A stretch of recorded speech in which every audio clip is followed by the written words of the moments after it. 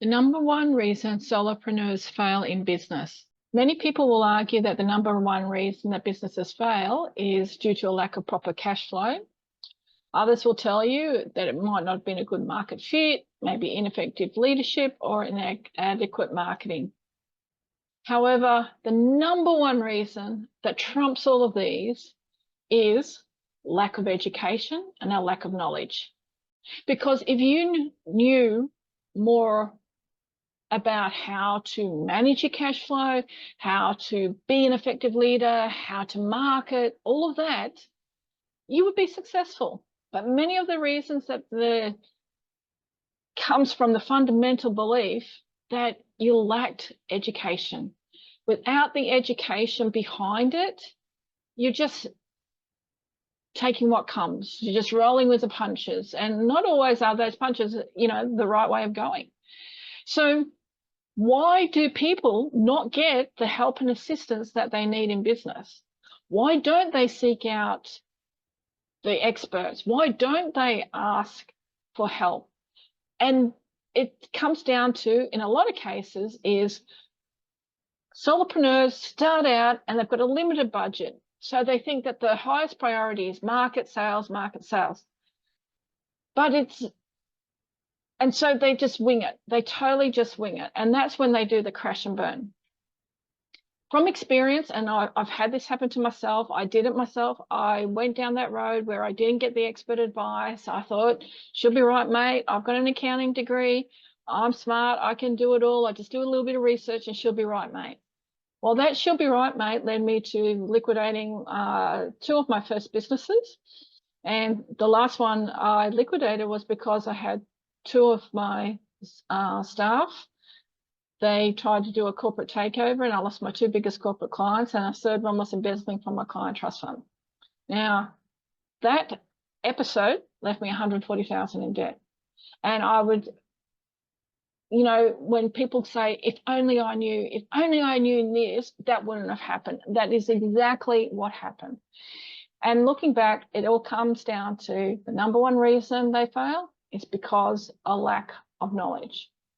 And so why don't we go for the knowledge? It's because we're trying to save money. We're just trying to survive. We're trying to get out there. And yeah, I hear the pain. So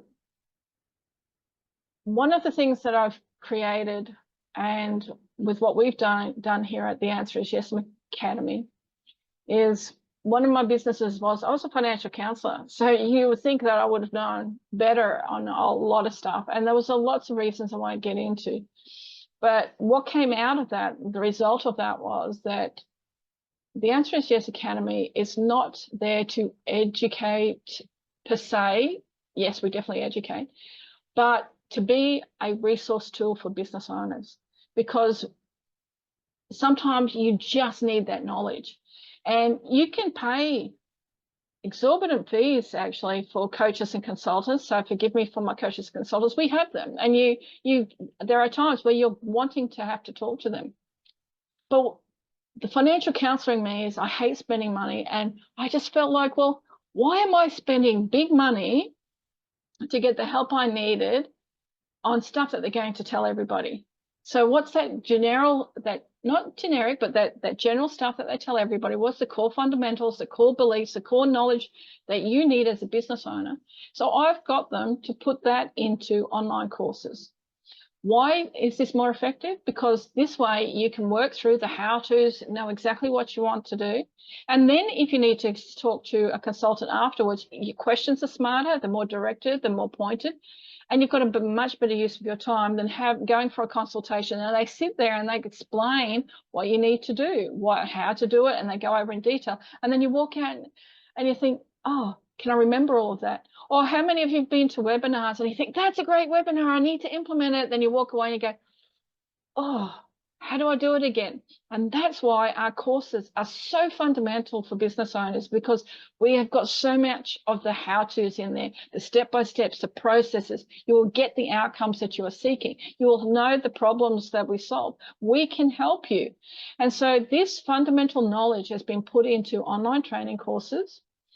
Then if you need to, then you can talk to the online coach and consultant. We can certainly do that. But first, start out with it. Now, most start with, when they start out in business, everybody does it. They go straight for business development. So imagine this is your business. They go for business development. So think of a carport. So the carport is exposed to the elements. And so things that can take out your business are things like staff, for instance.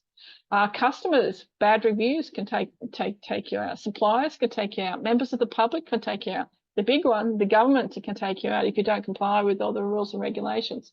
So there's 4 key rules that you need to put into place. And that is workplace health and safety. Now you think, oh, I'm a solopreneur, I don't need workplace and health and safety. Well, you do. And it's a legal requirement because your actions could impact your customers, and you need to have it documented that you've really thought about this. 2 is human resources. And so if you're in business, to have a big business, start with the end in mind. The end in mind is that down the track, you will want to have staff to help you earn the income to deliver on the outcome, so you can actually sometimes have a holiday.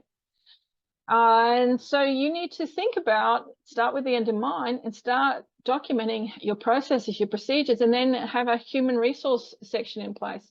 Now, when you first start out, human resource can be very scary. So that's why we put together courses on how you need to step by step put it in so you can have become your own HR manager. And why learn it when you're a solopreneur? Because when you get bigger, and if you do want to have a HR manager, you know what you want to put into those systems, you know what they should be doing, you know the outcomes, you know what their role is. But in the beginning, you need to save money. So you want to start doing your HR. So even if you don't employ anybody yet, now is the time to start and prepping for when you do, because you don't want to have a steep learning curve because today I need to hire somebody. Oh, but backtrack. I don't have this in place. I don't have that in place. And it can create a lot of problems, and it's a danger zone for many businesses, and can collapse. The third one is your business systems and infrastructure, knowing about your finances, the legal, the policies, procedures, all of that sort of stuff. But your cybersecurity, yeah, but that's a big one these days for businesses. If you don't have your cybersecurity in place, and even if you don't think you're a big fish, but you might be the conduit to a bigger fish, and they can take you out. Customer service. Hello, if you don't have extraordinary customer service, then your business is just going to be mediocre. So learning all the things that you need to know in your business systems and infrastructure is critical. But the most important one out of all of that, the fourth of all, is personal development. So personal development of you as a solopreneur. Down the track, it'll be personal development of your leaders and your staff, but first it's got to start with you. If you are not spending half an hour a day, a minimum of half an hour a day, learning something new to help in your business, then I can guarantee you're going to be one of those that crashes and burns, because without the knowledge and the skills that you need to develop, you're going to fail. Bottom line, knowledge is the power. Knowledge is king. Because with that knowledge, you can turn so much around. You can set up your business to be a dynamite business that one day you can go out and sell it. But it all starts with knowledge first. So hello, I'm Karina from The Answer Is Yes, and my background is as an accountant, financial counsellor. I've also got a background in workplace health and safety. Didn't quite finish my legal degree because I had an accident halfway through my studies, because I was studying 2 degrees at 2 separate universities at the same time while working part-time and raising 4 kids. And so something had to give, and so I decided not to finish my law degree. I got about halfway through it. But I also have a background in social welfare, and I've also worked in pretty much every industry that is out there. I have either worked as it from an accounting perspective or a health and safety perspective in one way or another. So what makes me unique is that I can probably answer a lot of questions holistically about your business, but then we can pull in the right expert.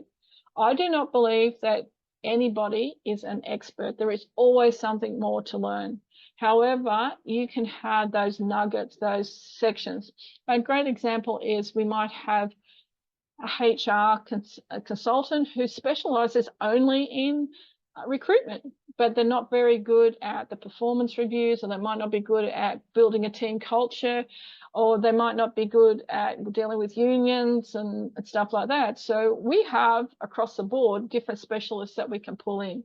We're in 10 countries at present. My trainers come from 10 different countries and it's growing. And we look to find the elite or the best that we can possibly get who will come and work with us on our books. What that means is they must have a minimum of 10 years experience. You do not want, the thing that gets me sometimes is when I speak to somebody and they're a 21-year-old life coach. Well, hello, you haven't lived life yet. So with 10 years experience, you know that if they're still working in their trade, they've been through the valley of the shadow of death and they come out the other side and they know their stuff. They know what works, what doesn't work. You can jump onto ChatGPT, and find out what it tells you that can do, but do you want a course that's created by a bot or somebody who's had those lived experiences? They know what works, what doesn't work. They've paid the price. They paid for the pain and suffering to get that knowledge. These are the people that we want to work with. And so that's the team that I've put around us currently. As of the date of this recording, we have 84 specialists and they're in all those different genres and we get more all the time. And we want to be the #1 business that you turn to get help in your business.